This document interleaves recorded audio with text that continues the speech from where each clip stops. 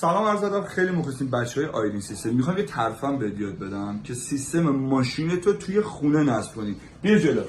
یه تبدیل 220 به 12 میخوایم. تغذیه کار خوبه که 100 آمپر باشه که بتونه بلندگوات جواب بده. میزنی به برق، منفی و مثبت از تغذیه میاد بیرون. میره توی قسمت برق آمپریز. منفی مثبتش رو وصل میکنی، میمونه ریموت وسط. ریموت وسط دیگه سویچ ماشین ما توی خونه که نداریم. بس ریموت رو از کجا میگیم؟ از مثبت خود آمپری. یه سیم وصل میکنیم میاد به ریموت. دقیقاً دقت کنیم بچه‌ها. میمونه خروجی صدا که 4 کانال هستش. ما یه دونه‌اش ازش میدرنج گرفتیم. این الان از برقش شد. حالا خیلی میگن که آقا صداشو چیکار کنم؟ صداش هم من یه 1 به 2 وصل کردم. همین اینجا رو بگی. یه کیت بلوتوث میگیری، با گوشی وصل میشه به کیت بلوتوث. یه 1 به 2 میزنیم. بیا جلو.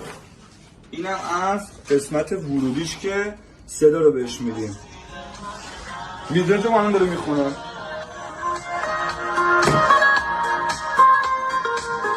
الان تونستیم که با 220 به 12 آمپری روشن کنیم و با کیت بلوتوثمون یه 1 به 2 بهش بدیم که بهتون نشون دادم.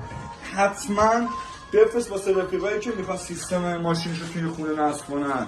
حتما سیو کن که یادت نره. عشقید.